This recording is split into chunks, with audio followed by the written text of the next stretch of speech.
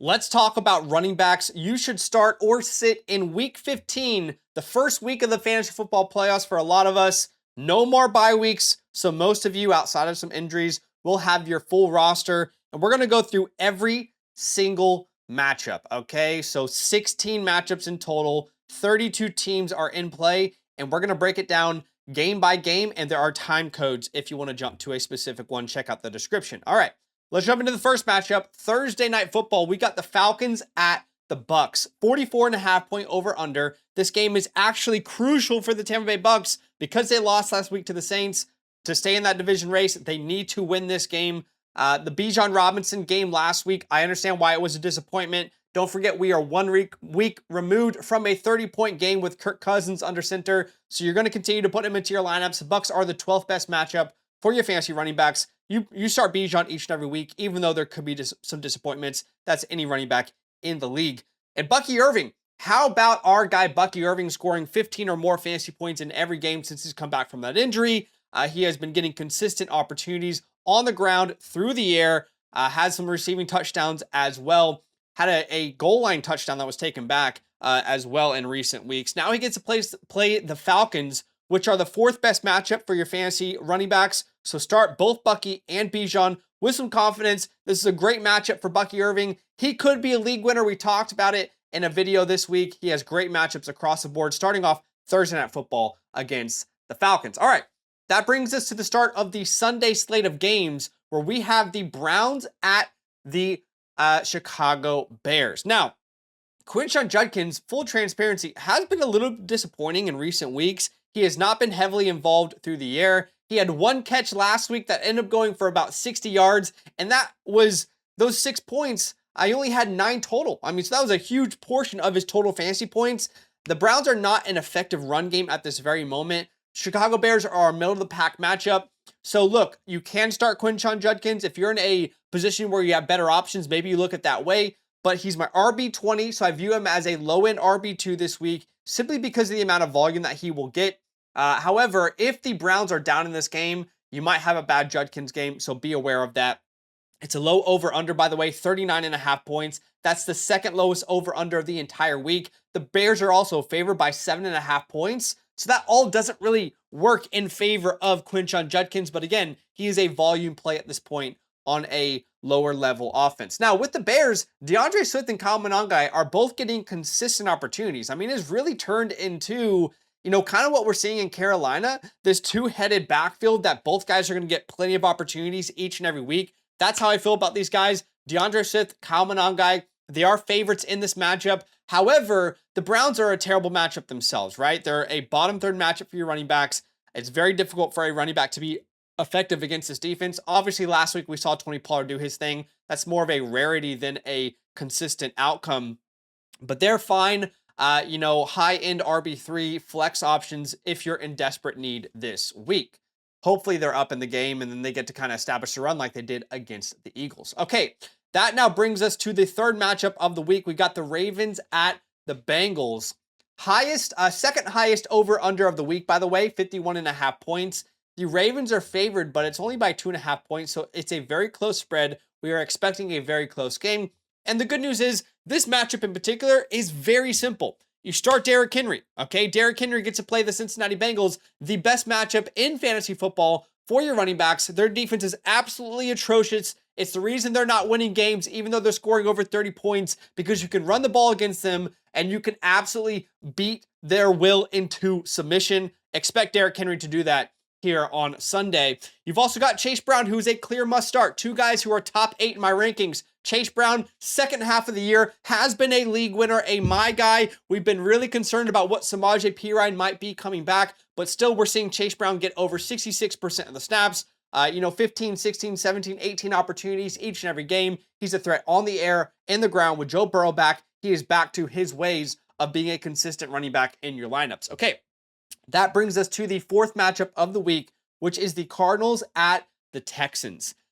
There's not a running back in this matchup, to be honest, guys, that I'm absolutely thrilled to start. It's not a high over-under, 42.5 points. So you're not, really excited about that. Here's what I will say. If I was going to start any running back in this matchup, it would be Woody Marks.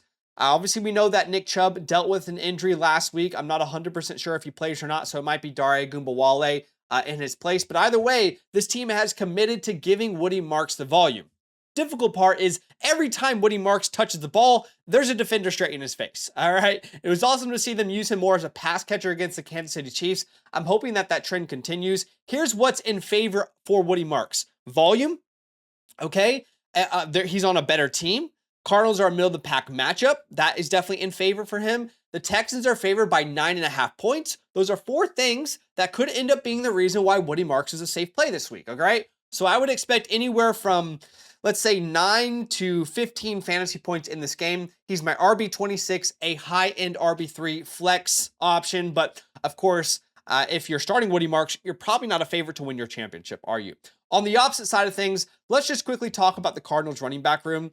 It's a really difficult situation to navigate at this point. Bam Knight and Michael Carter are both getting opportunities. However, keep in mind, Amari DiMercato could be active in this game. If DiMercato is active, it makes everything even more confusing. Bam Knight has been the most consistent fantasy floor and upside. He's been the most consistent touchdown scorer. So if I'm going to play any of these guys, it's probably Bam Knight. Now, the reason we are not playing Trey Benson is because I don't expect him to play. There's a legitimate shot that he is ruled out this week, which means he will be ruled out for the rest of the year.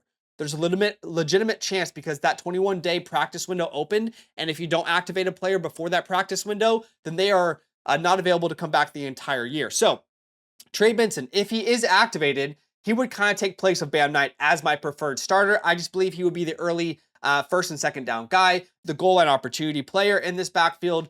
But honestly, it's not a good matchup against the Texans, so I don't care who's a starter. You should have low expectations. They should not be locked into your lineup. The Texans are a terrible matchup. They're not favorites. They're probably not going to be able to establish the run anyway. They're probably going to have to throw Jacoby Myers. Every reason in the rule book to tell you not to start a Cardinals running back this week. I don't care what their name is. All right, let's go ahead and jump to the Jets at the Jags. Okay, this is a matchup that is a lot more easy to digest, in my humble opinion.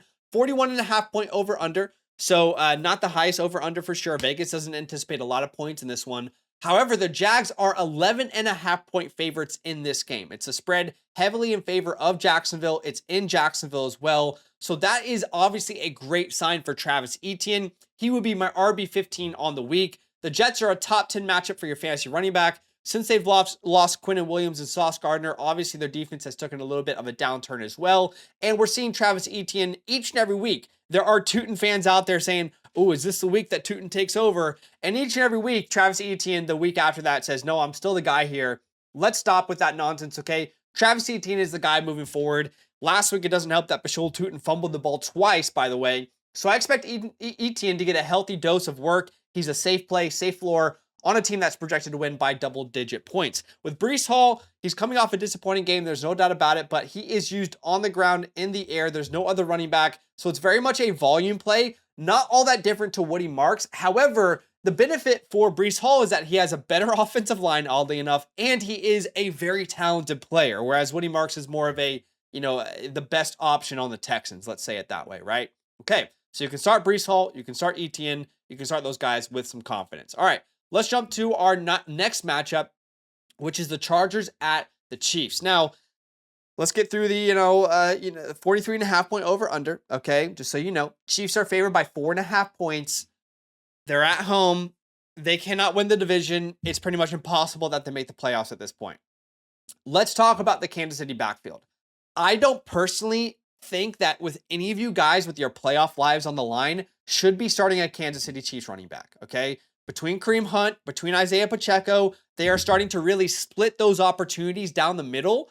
You're going to have to hope one of them gets into the end zone or they're all going to bust. I don't even feel like that's an opinion. I just feel confident that that is a fact. Of course, anything can happen, right? I mean, let's watch this week. Kareem Hunt has 30 bomb, right? I mean, that's possible. But the reality is these guys are touchdown or bust. I don't trust any of them. Pacheco's getting more opportunities, as he's coming back into the fold. Kareem Hunt is a short yardage guy, so if you're going to start one of them, that's who I prefer. But with your life on the line, there's got to be a better option, guys. There just has to be. And then as far as Amarion Hampton and Kamani Vidal go, firstly, this is a terrible matchup, okay? It's not a good matchup. It's the second worst matchup for your running backs in fantasy football this year. The Chiefs are really good at stopping the run. Now, Vidal was highly involved on Monday Night Football. In fact, he had more touches than Hampton. He had more snaps. However, that shouldn't be a surprise as Hampton is coming back from a very serious injury.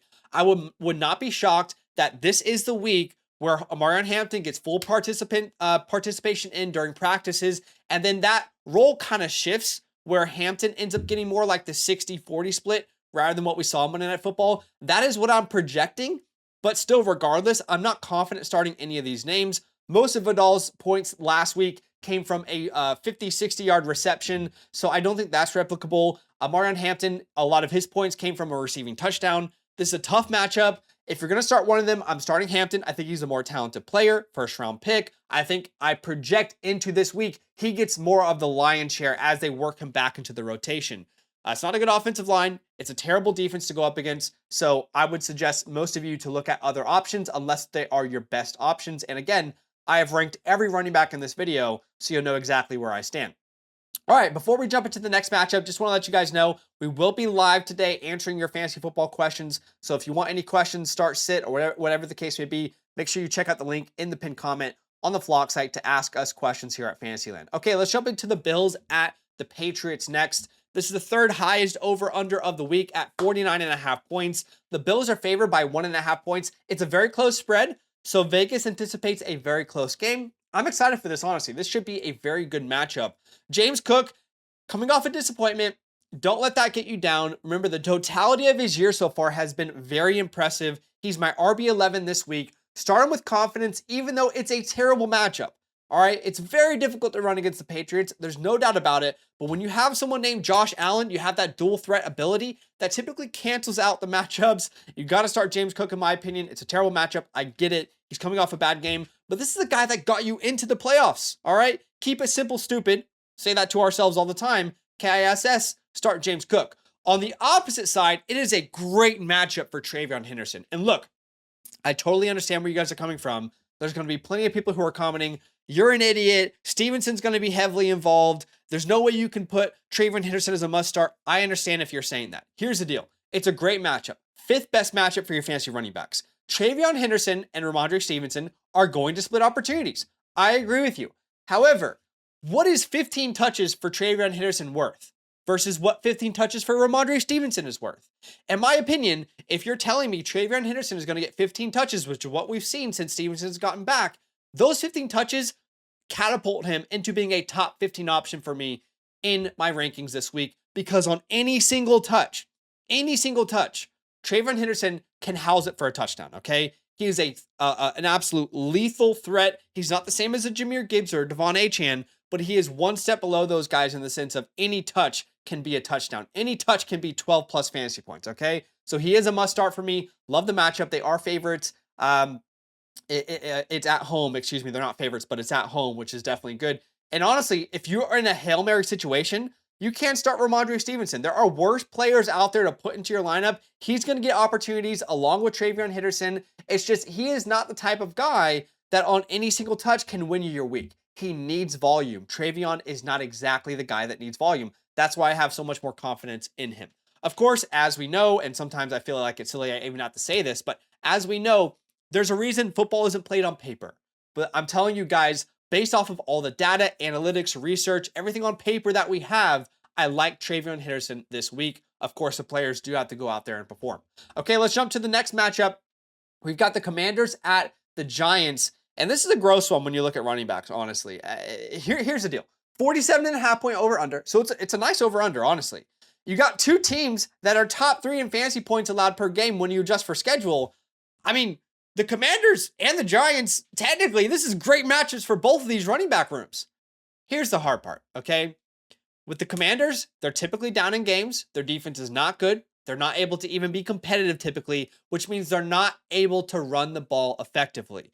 If it's not Jaden Daniels out there this week, if it's Marcus Mariota, I don't think it really matters who it is. They're probably going to be down in this game, needing to throw the ball, which means that Chris Rodriguez might not be that reliable. I mean, go look at Rodriguez, his game logs in the last couple of weeks and how they've used him. He's been such an effective early down runner, averaging over 5 yards per carry in so many games. But the difficult part is they're constantly down in these games and they cannot establish the run. All right? It's like you need a touchdown or it completely ruins your week. So with everybody, with your lives on the line this week, I just don't think you can start Chris Rodriguez. Now, Tyrone Tracy in this matchup is a running back that I have ranked the highest. However, we're not 100% sure if he plays at this point because of that hip injury he suffered before their bye week.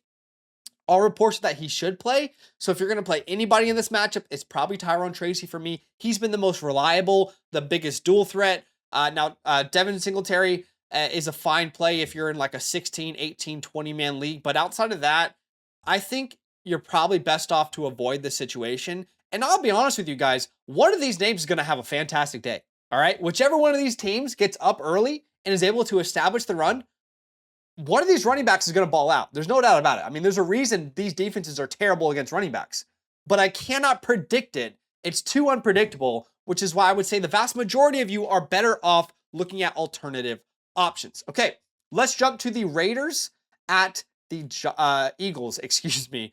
In this matchup, I think things are a lot easier to digest. Ashton Jeanty, I know he's been a disappointment as of late.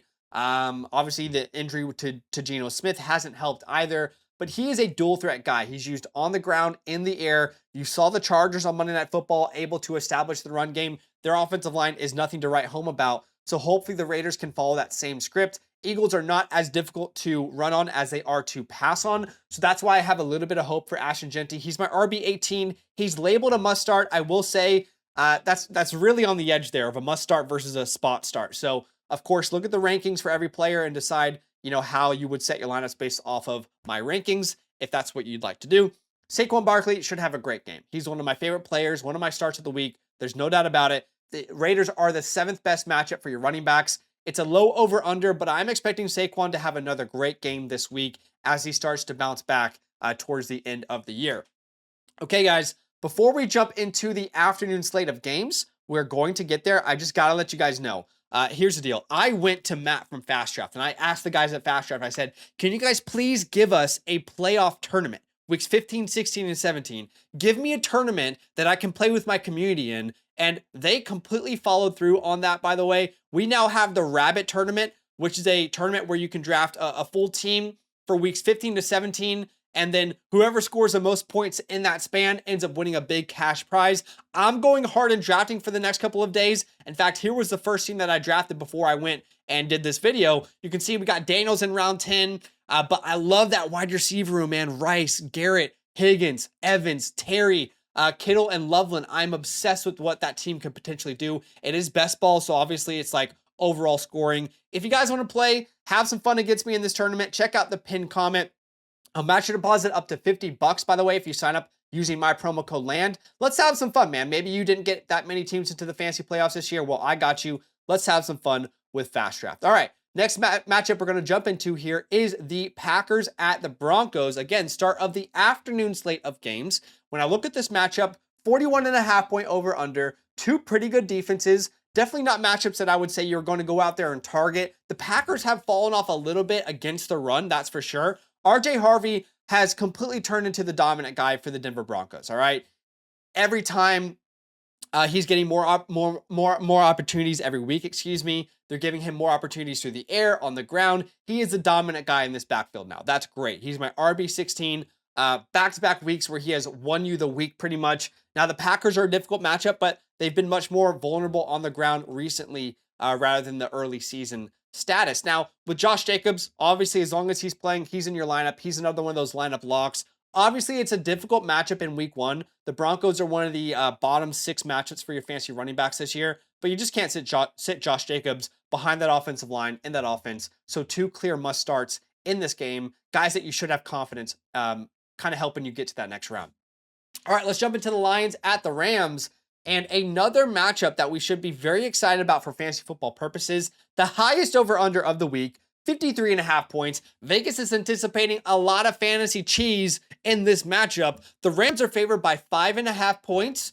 Obviously, that is a benefit to names like Kyren Williams, Blake Corum. Here's the deal. In the last couple of games, the Rams have been up. They've been really dominant. I mean, last week against the Cardinals, there wasn't a single moment where I think any of us thought that the Cardinals were going to win that game. Let's be so for real for a second, right? And that's really benefited Blake Corum, right? Blake Corum has been really good in these last couple of weeks. Obviously, there's been a little bit more of an early rotation as well. They're starting to really think about the playoffs and how they can save Kyren Williams. However, in this game in particular, I just believe Kyren Williams is going to be more necessary than he has been in recent weeks. So I don't think Blake Corum is going to get as many of those opportunities that you guys are wanting to see. I am going to label Kyren Williams a must start, but again, he is on that edge. He's an RB17 for me. So he's not locked and loaded in the top 10 or anything this week, but I think you got to play him. On the opposite side, of course, you're going to start Jahmyr Gibbs. There's no doubt about it. This man can have 5 rushing yards and still finishes the RB1. That's how dominant he is through the air as a receiver. So you got to start him, man. He is basically Christian McCaffrey, young Christian McCaffrey. He's turning into an absolute god star. Now, look, with Blake Corum and David Montgomery, you'll notice my RB33 and my RB34. Here's the deal with these guys. How I view it in this game, it's not good matchups, all right? Both the Rams and the Lions are terrible defenses to go up against for your fantasy running backs. I view these guys as touchdown or bust. I really do. So if David Montgomery gets a touchdown, great. You had a decent day in fantasy. You had a safe floor. If Blake Corum gets a touchdown, great. You had a decent floor this week. But for most of you guys with your lives on the line, I just don't suggest starting these guys in difficult matchups where it could be a close game, where they're maybe not able to use their RB2s as much as they'd like to. All right, let's jump into the next matchup here. The Panthers at the Saints. Now, it has been a little bit of a pendulum for this Carolina Panthers backfield. It's a little bit difficult to predict from one week to the next. Now, here's the good news, all right? Despite it being the second lowest over-under the week at 39.5 points, the Panthers are favored by 2.5 points, and weather should not play a part because it is in New Orleans in a dome, okay? Rico Dowdle, Chuba Hubbard, these guys are both getting enough volume to start each and every week, in my opinion. No, they're not must starts, but they're right there on the edge with the Genties that we've talked about in the past. I think you can start these guys with relative confidence. This offense, in Carolina is completely built around the run game. If they have it their way, Bryce will throw the ball 20 times and they will have 40 rushing attempts. That is the way that this offense is functioning at this point in Carolina. So I prefer Rico Dowdle, but it's RB1 versus RB22, him and Chuba Hubbard. They're both startable names. I don't think the projections for Sleeper are very fair for Chuba Hubbard because they don't reflect what has changed for Chuba Hubbard in the last couple of weeks, but Chuba's looked great. He's finally healthy. Both of them will be important to the offense. Both are startable names, flexible RB2s, low-end RB2s. With Devin Neal, I just don't like starting Devin Neal in the playoffs, okay? He got a touchdown last week. That was great. He looked fine. I just don't trust Devin Neal. I'm sorry. With my playoff lives on the line, it's not really a matchup that I want to go out there and chase. They're not facing the Commanders or the Bengals or, the Giants. If it was a top-tier matchup, I would have more confidence in Devin Neal. But with my playoff life on the line, surely you have a better option. If not, he's my RB31, so you can see where your options rank in the rest of the video. Okay, let's jump to the 13th matchup here, where we've got the Colts at the Seahawks. Jonathan Taylor owners, he's carried you to the playoffs, and I'm a little bit worried about this offense now, okay? My concern about the Colts offense coming into the year was, do they have a quarterback, a guy that can really be that field general to run the offense? And I'm just not sure what the answer is to that as of right now. Of course, we're hearing reports that Phillip Rivers might come in and be the quarterback for them. Honestly, if you own any Indianapolis Colt, I'm saying this from the bottom of my heart, you better be praying that Phillip Rivers, the old man, Grandpa Phillip Rivers himself, you better hope that he comes out of retirement and signs for this team. I think he probably will. He's got a great opportunity to go out there and play for an organization that he's played for before. That is going to be great news because he's not a mobile quarterback, all right? He's going to be better than whatever they have else on the roster, and he's going to dump the ball off to Jonathan Taylor as many times as he possibly can. So it's not a matchup that you necessarily chase for either side here. Middle of the pack against running backs. I am going to start Jonathan Taylor just because he is one of the best talents in the entire league, and hopefully they're going to be able to adjust without Daniel Jones this week. On the opposite side, Ken Walker and Zach Charbonnet. I'm not going to say it's blue balls, but it's like every week. There's no consistency in this backfield. Yes, we want to give Ken Walker opportunities, but we're not going to let Charbonnet go away. So Ken Walker is not going to get 25 plus touches anytime soon unless Charbonnet gets injured. It's not a matchup that I really want to chase, but Ken Walker is my RB24 this week. A very, very, very, very, very low in RB2 flex desperation play. That's the way you view him. He is one of those guys that any touch he can take to the house. Zach Charbonnet is not that player. He needs volume. He needs goal line opportunities. So start Taylor here. Everybody else, I'd prefer for you to look for another option unless it's truly your best name in your lineups. Okay, let's jump to the next name here. The Titans at the 49ers. Now, I know Tony Pollard is coming off a great game, but that is like the only game you can look at this entire year and be proud of if you're a Tony Pollard owner. With your lives on the line, again, I would not be suggesting starting a Titans running back. What you saw last week, sure, it could be the start of something great for the Tennessee Titans. Maybe Cam Ward's going to hit his stride and the run game has figured everything out. Or maybe they just faced a terrible Cleveland Browns team. Now, the Browns defense is actually pretty good, so that was surprising to see Tony Pollard do that. But again, you got to decide, with everything on the line, what names are you willing to trust? What offenses are you willing to trust based off everything you've seen this year? And for me, based off everything I've seen this year, I prefer to not have a Tony Pollard or Tajay Spears in my lineup unless I absolutely need to. So they are ranked as my RB 37 and 41, not even RB3s for me. The definition of a Hail Mary at this point, but I will say the matchup is not terrible. Now, this is tied for the largest spread of the week in favor of the 49ers, so that also really doesn't benefit, these Titans. Yeah, you could run the ball last week, because you were facing Shedeur Sanders and the Cleveland Browns. You might not be able to do that this week against CMC, Brock Purdy, George Kittle, and the 49ers, okay? So you're probably not going to be able to establish a run as much as you'd want to this week in particular. Obviously, Christian McCaffrey's going straight into your lineups. If you have him, you expect to win the whole damn thing this year. He's been an absolute superstar, everything you could have hoped, dreamed, or imagined. All right, let's jump to Sunday Night Football. We've got the Vikings at the Cowboys. Should be a really good matchup, honestly. I'm excited for this one. 47.5 point over under. The Cowboys at home are favored by almost a touchdown, by 6.5 points. So we do expect big things from the Cowboys offense this week. Javonte Williams, locked and loaded, must-start player. We've said this many times this year, but when you have an elite offense, and then you attack that elite offense, you attach it with a workhorse running back in Javonte Williams, a guy that's going to get your third downs as well as your goal opportunities. You're going to feed him the rock on early downs. That is when we get a must-start player, and that player is Javonte Williams. Big expectations in a game that you expect the Cowboys to win at home.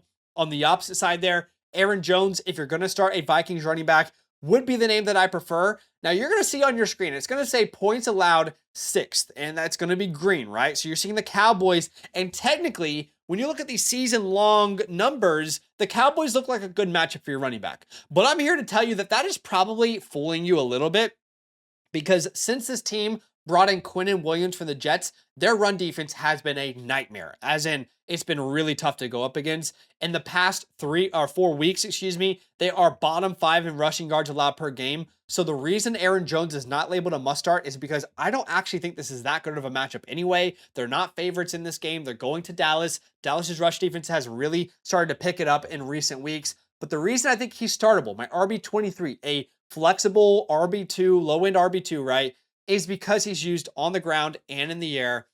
So that is why you can put him in your lineups. And he's another one of those guys where, if he hits a seam, he can get a touchdown for you. He's one of those names as well. Okay, we're going to jump into Monday Night Football. All I ask from you guys here is to just hit the like button and subscribe if you found any value in today's video. Show some love to the channel. But let's jump into Monday Night Football. We've got the Dolphins at the Steelers. 42.5 point over under. The Steelers are favored by 3.5 points. They are currently in the lead of their division, so they need to win every single game. Devon Achane, I am ranking him as if he is starting, okay? I can't confirm that at this time, but I am ranking him as if he will be starting this week. He goes up against the Steelers. It's not a good matchup, but that doesn't matter. You start Devon Achane, it doesn't matter who he plays. Devon Achane can play the Chiefs, the Texans, and the Chiefs again in the playoffs, and I would tell you to start him every single week because the man can take it 99 yards to the house on any touch. He's their number one threat on the ground. He's probably their number one threat through the air at times. He's a dual threat guy, a freak of nature. You start him every week, and you start him with confidence. Now, in the event that we don't have Devon Achane out there, I am going to label Jalen Wright a risky start, my RB32. So he would be a low-end RB3. Okay, this is a Hail Mary option at best. Look, because it's Monday Night Football, if you own Devon Achane, you might as well pick up Jalen Wright because you want to have that flexibility in case you need to break glass. With Jalen Wright, he did get most of the opportunities last week. He scored the touchdown. He looked fine. But Jalen Wright, I would worry about far more than Devon Achane in a matchup like this because he is not some transcendent talent like Devon Achane is. Now, we're going to talk about the Steelers here to end the video. Jaylen Warren is a spot start for me. He's my RB19. He's the last running back in my list this week that I would kind of be on the edge of a must start versus a spot start. The reason he's not a must start for me is simply because the Dolphins defense has been much better in the last 4 or 5 weeks against the run defense in particular. They've been hard to run on. That's just the truth. Not only do you have to take that into mind, you also have to consider the fact that this team is really splitting opportunities between Warren and Gainwell.